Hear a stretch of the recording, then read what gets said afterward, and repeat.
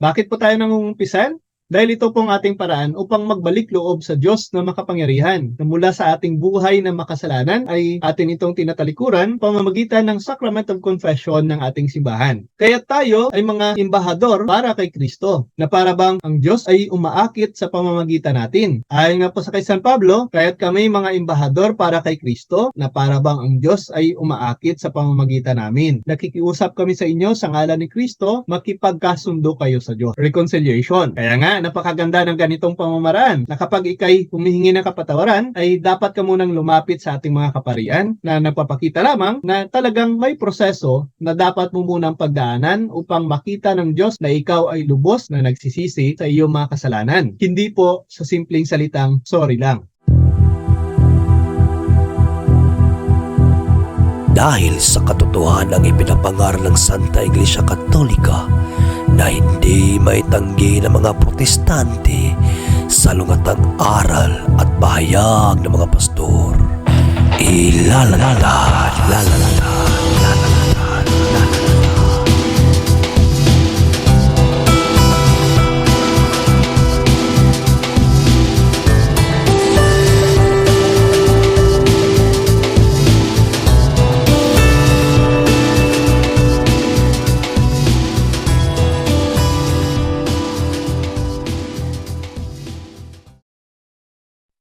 Back sa simbahan.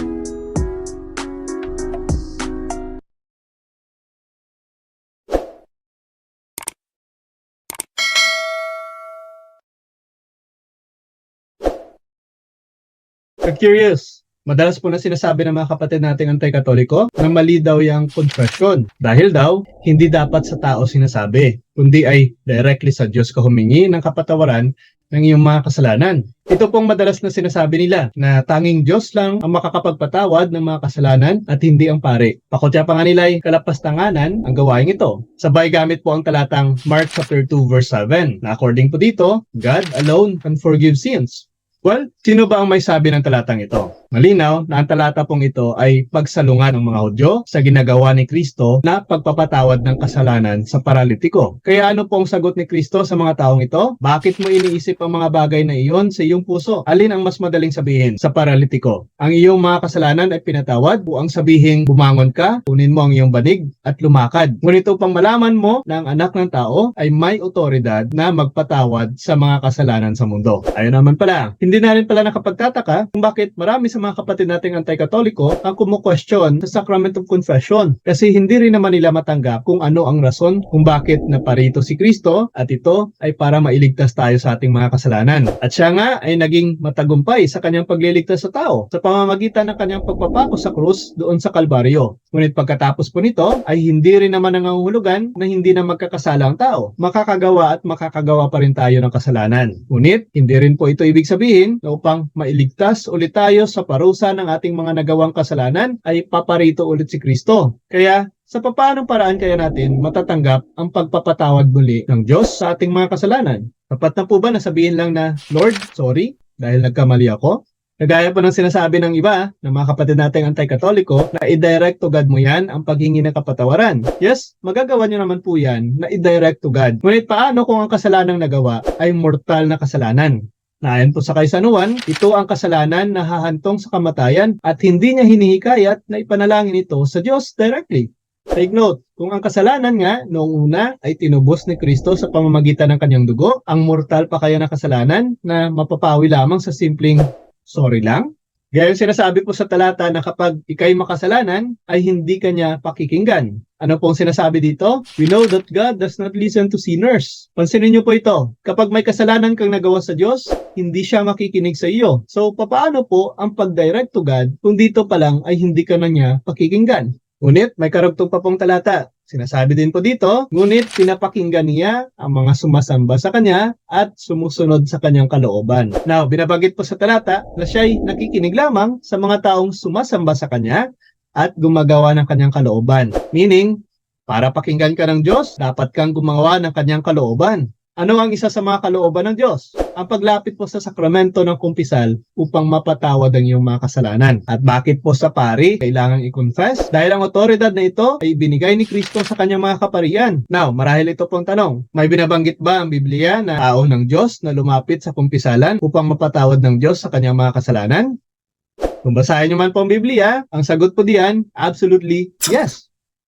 Sa Old Testament pa lang po ay isa na ito sa kalooban ng Diyos. Katulad na lamang po sa nangyari noong si Eliphaz at ang dalawa niyang kasamahan ay nakagawa ng kasalanan. At kahit kaharap na nila ang Diyos ay hindi pa rin sila pinapakinggan. Subalit, ipinapalapit pa sila sa kay Job na siyang gagawa ng panalangin para sa kanilang mga kasalanan. Na kung tutuusin po, si Eliphaz ay pwede nang mag-direct to God sa paghingi ng kapatawaran sa kanyang mga kasalanan dahil kaharap niya na ang Diyos. Ngunit kagaya po ng sinasabi kanina sa talata, hindi siya nakikinig sa mga makasalanan ngunit sa mga gumagawa lamang ng kanyang kalooban. At ang kalooban ng Diyos noong si Eliphaz ay humingi ng kapatawaran ay ang paglapit sa kay Job upang ang kasalanan niya ay patatawarin ng Diyos. Hindi ba't ganito rin ang dapat mong gawin upang mabigyang kapatawaran ang iyong kasalanan? Ang lumapit sa mga tao na kanyang inatasan. At yun nga, ang mga pari ng ating simbahan. Ano ba ang basihan na dapat lumapit po tayo sa ating mga kaparian? Well, ating babasahin sa Ebanghelyo din ni San Juan. Ayon po dito, sinasabi naman ni Jesus, sumain niyo ang kapayapaan. Kung paanong isinugo ako ng Ama, isinusugo ko rin kayo. Pagkatapos sila'y hiningahan niya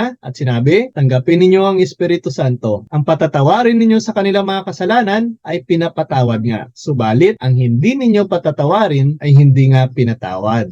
Ayan po, malinaw. Ibinigay po ng Diyos ang authority to forgive sins sa mga apostoles na kanyang kasamahan sa pagpapatawad po ng mga kasalanan ng sangkatauhan. Ngayon, saan po dito ang ating mga kaparian? Gayong mga apostoles ang kanyang inatasan. Tandaan natin ito, ang mga apostoles po ay naglilingkod bilang pari sa simbahan. Katulad po ng paghihikayat ni San Pedro na ipagpatuloy ang mga gawain bilang pari sa simbahan. At paano mapapatunayan na mga pari ng Iglesia Katolika lamang ang legit na mga pari na may connection talaga sa ating mga apostol? Ito pong malinaw na sinasabi ng kasaysayan. Ang Iglesia Katolika ay tunay na tatag ni Kristo, may matibay na koneksyon sa mga apostol. At wala namang ibang Christian religion na umiiral noong unang 1,000 taon maliban sa Iglesia Katolika. Yan po ang sinasabi ng kasaysayan. Kaya malinaw talaga na ang Sacrament of Confession is biblical at ito po talaga ay naayon sa katuruan ng ating Panginoon ng mga apostoles na siyang ipinagpapatuloy ng mga obispo ng ating simbahan. Bakit meron tayong Sacrament of Confession? Punto por puntong sagot, because we seek for pardon. Bakit pardon? Because P for proclamation, A for absolution, R for reconciliation, D for detestation for sins, O for obligation, and N for newness. Ito po ang 6 na dahilan kung bakit mayroon tayong Sacrament of Confession. Una, bakit po tayo may confession? Dahil ito po ang nagsisilbing paraan upang masabi natin sa Panginoon ang ating intention, na tayo po ay nagsisisi sa ating mga kasalanan na pwedeng maging rason ng ating condemnation sa apoy ng impyerno na kailanman ay hindi ka talaga makakaahon. Proclamation, dahil po ang salitang confession ay nanggaling sa salitang Latin na confessus, na ibig sabihin ay to speak.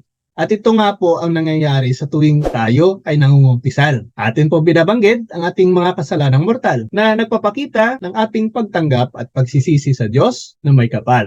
Bakit kailangan pang sabihin gayong alam naman ng Diyos ang nilalaman po ng utak natin at ng damdamin? Marahil ito pong tanong ng mga kapatid nating hindi nakakaunawa sa Sacrament of Confession. Ngunit bakit nga ba? Ano po bang sabi sa unang sulat ni San Juan? Kung ipagtapat natin ang ating mga kasalanan, siya ay tapat at makatarungan upang patawarin tayo sa ating mga kasalanan at lilinisin tayo mula sa lahat ng kalikuan. May sinasabi talaga ang Biblia that we need to confess. Ayon po yan sa talata. Abay, kailangan mo pala talaga na ipagtapat kahit na alam po ng Diyos ang nasa iyong isipan. Katulad na lamang po ng nangyari sa kay David na lumapit sa kay Nathan upang humingi po ng kapatawaran sa kanyang mga kasalanan na nagawa sa Diyos. Ano po nangyari dito? Basahin po natin ang talata. Nang magkagayon sinabi ni David sa kay Nathan, ako ay nagkasala laban sa Panginoon. Sumagot po si Nathan sa kay David, ang Panginoon sa panig niya ay pinatawad ang iyong kasalanan. Hindi ka mamamatay. Ngunit dahil sa lubos mong tinanggihan ang Panginoon sa gawaing ito, ang batang ipapanganak sa iyo ay tiyak na mamamatay. may pagtatapat na nangyari dahil nga si David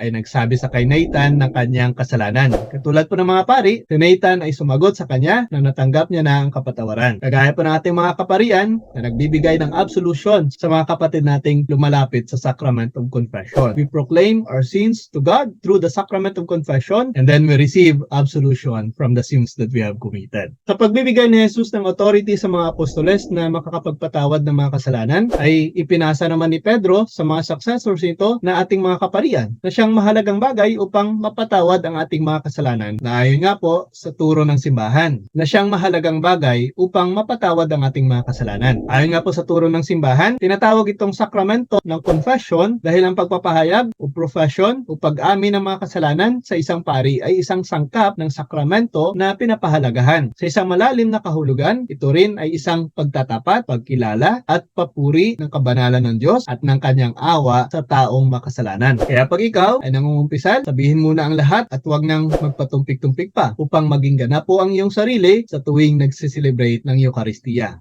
Pangalawang rason, absolution. Bakit tayo nangungumpisal sa ating mga kaparian? Dahil sila lang naman ang makakapagbigay ng pagpapatawad o absolution sa mga mortal sin o mortal na kasalanan na ating nagawa. Katulad nga po ng sinasabi ni St. Paul in his second letter to the Corinthians, ang sinumang pinapatawad ninyo ay pinapatawad ko na rin. Ang pinatawad ko, kung mayroon man akong dapat patawarin, ay pinapatawad ko sa harapan ni Kristo alang-alang sa inyo rin, upang hindi tayo malinlang ni Satanas na hindi naman lingid sa atin ang kanyang mga hangarin. At gayon nga po ang rason kung bakit ang mga kaparian natin ay nagbibigay po ng absolusyon sa tuwing lumalapit tayo o tumatanggap ng Sacrament of Confession. Nakatulad nga po ng sinasabi ni San Pablo, sa katauhan ni Kristo ay nagpapatawad siya ng kasalanan. Na bagamat si Pablo ang nagpapatawad, ngunit ito ay naaayon sa kapangyarihan, pangalan ni Kristo upang ito'y kanyang pahintulutan. At ito nga po ang sinasabi ng ating kaparian. At paano magbigay ng absolusyon ng ating mga kaparian? Pakinggan niyo po ito at ito naman po ay mababasa natin sa ating katekismo. Ayon po sa kanilang mga sinasabi, Diyos na Ama ng mga awa, pamamagitan ng kamatayan at muling pagkabuhay ng kanyang anak, pinagkasundo ang mundo sa kanyang sarili at ipinadala sa amin ang banal na Espiritu para sa kapatawaran ng mga kasalanan. Sa pamamagitan ng ministeryo ng simbahan, bigyan ka ng Diyos ng kapatawaran at kapayapaan at pinatawad kita mula sa iyong mga kasalanan sa pangalan ng Ama, ng Anak at ng Espiritu Santo. Sa sinabi nga natin kanina na ang Diyos ay nakikinig lamang sa mga taong banal at gumagawa ng kanyang kalooban. At ito nga ang ating mga kaparian ng ating simbahan. Upang maging lubos po ang iyong sarili sa awa ng Diyos na makapangyarihan. Sa pamamagitan po ng mga pari, sa ating paglapit sa mga pari ng ating simbahan, sa loob ng kumpisalan ay doon nalilinis ang ating mga kasalanan. Pangatlong rason, reconciliation. Bakit po tayo nangungumpisan? Dahil ito pong ating paraan upang magbalik loob sa Diyos na makapangyarihan na mula sa ating buhay na makasalanan ay atin itong tinatalikuran pamamagitan ng Sacrament of Confession ng ating simbahan. Kaya tayo ay mga embahador para kay Kristo na para bang ang Diyos ay umaakit sa pamamagitan natin. Ayon nga po sa kay San Pablo, kaya't kami mga embahador para kay Kristo na para bang ang Diyos ay umaakit sa pamamagitan namin. Nakikiusap kami sa inyo sa ngalan ni Kristo, makipagkasundo kayo sa Diyos. Reconciliation. Kaya nga, napakaganda ng ganitong pamamaraan na kapag ikay humihingi ng kapatawaran ay dapat ka munang lumapit sa ating mga kaparian na nagpapakita lamang na talagang may proseso na dapat mo munang pagdaanan upang makita ng Diyos na ikaw ay lubos na nagsisisi sa iyong mga kasalanan. Hindi po sa simpleng salitang sorry lang. Ayon nga po sa turo ng ating simbahan, ang buong kapangyarihan ng Sacrament of Penance ay binubuo ng pagpapanumbalik sa atin sa biyaya ng Diyos at pagsama sa Kanya sa isang malapit na pagkakaibigan. Ang pakikipagsundo sa Diyos na gayon ang layunin at bunga ng sakramento na ito para sa mga tumatanggap ng Sacrament of Penance na may pagsisising puso at relihiyosong ugali. Ang pagkakasundo ay karaniwang sinusundan ng kapayapaan at katahimikan ng budi na may malakas na spiritual consolation. Sa katunayan, ang sakramento ng pakikipagsundo sa Diyos ay nagdudulot ng totoong spiritual resurrection sa pagpapanumbalik ng dignidad at pagpapala ng buhay ng mga anak ng Diyos na kung saan ang pinakamahalaga ay ang pakikipagkaibigan sa Diyos. Kaya kung hindi ka pa po nakapagkumpisal, marahil ito po ang rason kung bakit hindi ka niya pinapakinggan. Dahil nga, ayon po sa sulat ni Propeta Isaiah, sa halip ang iyong mga kasalanan ay naghihiwalay sa iyo mula sa iyong Diyos. Kaya kung hindi ka pa po nakapagkumpisal, marahil ito po ang rason kung bakit hindi hindi ka pa niya pinapakinggan. Bakit po? Dahil ayon po sa sulat ni Propeta Isaias, it is your crimes that separate you from your God. It is your sins that make him hide his face so that he will not hear you. Tinatakpan ng Diyos ang kanyang muka upang hindi kanya mapakinggan dahil sa iyong mga kasalanan. Naku po, talagang kailangan natin na makipag-reconcile sa ating Panginoon. Dahil sigurado namang napakarami natin ang hinihingi sa ating Panginoon at kaya nga hanggang ngayon ay wala pa rin kasagutan. Kaya nararapat siguro na pakinggan mo muna ang turo ng simbahan na lumapit sa Diyos sa paghingi ng kapatawaran sa iyong mga kasalanan at upang ang Diyos sa iyong pong mga kahilingan ay kanya na itong pakikinggan. Pang-apat na rason, detestation for the sins. Bakit po tayo may kumpisal sa ating simbahan? Dahil ito po ay nagpapakita na kinakasuklaman natin ang kasalanan. Dahil ayon nga po sa turo ng simbahan, kabilang sa mga gawa ng pagsisisi ang kontrisyon na sinasakop ang unang punto. Ang kontrisyon ay kalungkutan ng kaluluwa at pagkasuklam sa kasalanang nagawa, kasama ang resolusyon na huwag nang magkasala ulit. Kaya nga bago matapos ang iyong pagkukumpisal, ay sinasabi po natin ito bilang tanda na nagsisisi tayo sa ating mga kasalanan. Ano po ang ating sinasabi? Mariin kong nilulutas sa tulong ng iyong biyaya na huwag nang magkasala at iwasan ang malapit na pagkakataon ng kasalanan. Dagdag pa nga po ni San Pablo in his letter to the Romans, maging tunay ang inyong pagmamahalan, kasuklaman ninyo ang masama at pakaibigin ang mabuti. Kaya nga, ang ating pagkumpisal ay pagkasuklam sa kasalanan, detestation for sins. Ikaw, bakit hindi ka pa nangungumpisal? Nako, huwag mo nang mahalin ang kasalanan mo dahil nakakatakot naman kung sa paraang ito ay maiwala mo ang iyong kaligtasan. Panglimang rason, obligation. Bakit meron tayong Sacrament of Confession sa simbahan? Dahil ito po ay isang obligasyon na ibinigay ng Panginoon sa ating mga kaperian. Ano po ang kanyang sabi bago po siya umakyat sa langit? Kaya't habang kayo'y humahayo, gawin ninyong alagad ko ang mga tao sa lahat ng bansa.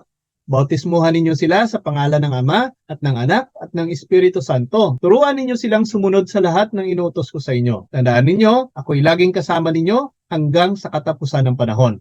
Ano po ang isa sa mga itinuturo ng ating Panginoon sa kanyang mga disipulo? Ang patatawarin ninyo sa kanilang mga kasalanan ay pinapatawad na nga. Subalit ang hindi ninyo patatawarin ay hindi nga pinatawad. Isa sa mga inatas ng Panginoon na gawin ng mga disipulo ay ang pagpapatawad ng mga kasalanan na siya namang ipinapapatuloy po ng mga kaparian dahil isa ito sa mga obligasyon ng simbahan na gawing kalugod-lugod ang lahat ng tao na sumasamba kay Kristo. At ito nga po ang sinasabi sa katuruan ng simbahan sa kanyang katekismo. Ayon po sa utos ng simbahan, matapos makamit ang edad ng paghuhusga, ang bawat isa ay matapat at nakagapos sa isang obligasyong tapat na ikumpisal ang mga seryosong kasalanan kahit isang beses sa isang taon. Kaya kung ikaw ay Katoliko, tunay na Katoliko, ay dapat mo nang sanayin ang iyong sarili na pumasok sa kumbento at upang ikay mabasbasan ng sakramento na tanda ng iyong pagiging tunay na Kristiyano. Kung ako lang po ang tatanungin, every month ay dapat tumanggap ka nito. Hindi dahil sa makasalanan na talaga tayo, pero dahil sa makasalanan ang mundo na tinitirahan mo. Sinasabi nga po sa banal na kasulatan na nakakulong ang lahat ng mga bagay sa ilalim ng kapangyarihan ng kasamaan. Kaya minsan, hindi mo talaga maiiwasan na magkasala po dito. Katulad nga po ng sinasabi sa talatang ito, at kung siya ay nagkasala laban sa iyo ng 7 beses sa isang araw at babalik sa iyo ng 7 beses na magsasabing, nagsisisi ako, dapat mo siyang patawarin. Isa po sa mga pinupunto ng talatang ito na ang tao pala ay may posibilidad na magkasala ng 7 beses sa isang araw. Na minsan, hindi po natin namamalayan dahil sa pagkakaalam natin na ang maliit na bagay ay hindi naman ito saklaw. Pero sa mata pala ng Diyos, ikaw ay nagkasala na at nangangailangan na ng kanyang pagpukaw. Halimbawa na lang po ng kasakiman na para po sa atin ay simpleng pag-ugali lamang. Pero ito pala ay isa ring pagsamba sa Diyos-Diyosan. Na alam naman po natin, sa kautusan ng ating Panginoon, ang pagsamba sa ibang Diyos ay talagang malaking kasalanan. Kaya't dapat nang mawala sa inyo ang mga pagnanasang makalaman. Kagaya nga po ng sinasabi ni San Pablo, kaya't dapat nang mawala sa inyo ang mga pagnanasang makalaman, ang pakikiapid, kahalayan, mahalay na simbuyo ng damdamin, masasamang nasa, at kasakiman na isang uri ng pagsamba sa Diyos-Diyosan. And last, bakit po tayo nangungumpisal sa ating mga kasalanan? Dahil nagiging daan ito sa buhay na banal at upang matanggap mula sa Diyos ang kanyang kaluwalhatian. Na sa pamamagitan po ng sakramento, napapalitan ang luma ng bagong kaanyuan. At ito nga ang itinuturo ng ating simbahan. Dapat niyang sikapin na sa pamamagitan ng mga gawa ng awa at pag-ibig sa kapwa, pati na rin po sa pamamagitan ng pagdarasal at ng mga iba't ibang kasanayan upang ganap na maitapon ang lumang anyo at maisuot ang bagong anyo. Pagiging bagong anyo. Kaya po tayo lumalapit sa Sacrament of Confession upang mabago natin ang anyo mula sa lumang anyo sa pagiging makasalanan ay ating isinusuot ang bagong anyo na tatanggap-tanggap sa ating Panginoon dahil sa ating paghingi ng kapatawaran sa ating mga kasalanan. At ito nga pong sinasabi ni San Pablo in his second letter to the Corinthians. Therefore, if anyone is in Christ, he is a new creation. Sa pagkukumpisal natin, ay sinusunod natin ang utos ni Kristo na maging kanyang disipulo. At dito na pumapasok ang panibagong anyo na kanyang handog sa tao. So, ayan po ang 6 na rason kung bakit po tayo lumalapit sa sakramento ng kumpisal. Sana nga po, marami po tayong natutunan sa video na ito. At kung nagustuhan niyo po ito, please like and share upang mas marami pa pong maabot nito. And please help me also grow my YouTube channel. Just click the link in the description at pakisubscribe nyo na rin po upang mas lumago pa ito. At upang matulungan din po natin ang page na ito, ang channel na ito, na maipagpatuloy ang mga gawain nito. At sa mga kapatid po natin na nagbibigay ng kanilang suporta, maraming salamat. Sa inyo na nag-send ng stars, maraming salamat po. Gagamit po natin ito sa pagpapalago ng ating munting page. At of course, sa mga pinaplano pa po natin mga corporal works of mercy na pwede po nating mapagbahagian ito. Muli po, tanggapin natin ang pagpapala ng Panginoon in the Sacrament of Confession at mamuhay po tayo ng payapa sa pag-ibig upang tuloy-tuloy lang ang ating pag-ahon. This is Mr. Curious Catholic. Sa Diyos po ang lahat ng papuri. Pro Deo te Ecclesia. Hello mga kalay ko, nabasa niyo, ang ganda. Lumapit kayo sa akin. Nung ako po ay katotestante pa, hybrid ng katoliko at protestante, marami tayong mga katanungan sa ating isipan patungkol sa ating pananampalataya bilang katoliko. Marami tayong mga bagay na nag-aagam-agam sa ating kaisipan na, totoo ba to? May paliwanag ba ito?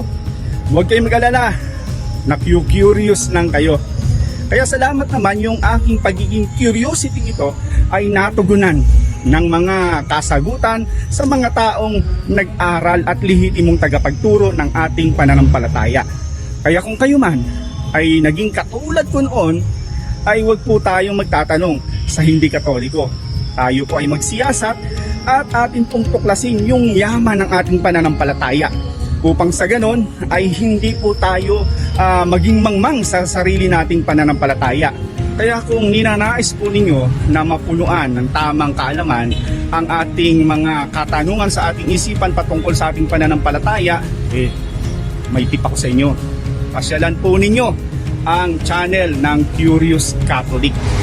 At makikita po ninyo yung mga topic doon. At sa inyong pakikinig, tinitiyak ko, magiging tulad ko rin kayo. Manny Lumibaw po, isang solidong katoliko. Pro Deo et Ecclesia. Hello, Father Lester Villa, Parish Priest ng Concepcion Iloilo, promoting Mr. Curious. See you!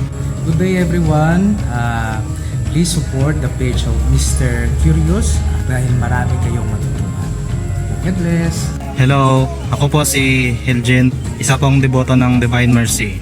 Inimbitahan ko po kayo na manood ng mga videos ni Mr. Curious Catholic para po makatulong sa ating pananampalatayang Katoliko. Hindi na mga curious.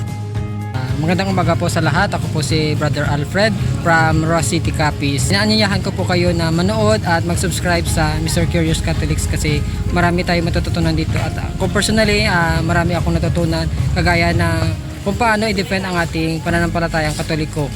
Maraming salamat at magandang umaga. Hi, I am Sister Lotlot from Rojas City. I am a visually impaired person. Nag-aalinlangan ka ba tungkol sa iyong pananampalataya bilang isang Katoliko o ikaw ay hindi Katoliko? Narito na ang kasagutan ng iyong katanungan. At kung gusto mong hahanapin ang katotohanan, hanapin, ibahagi at mag-share si Mr. Curious Catholic. See you sa Mr. Curious Catholic.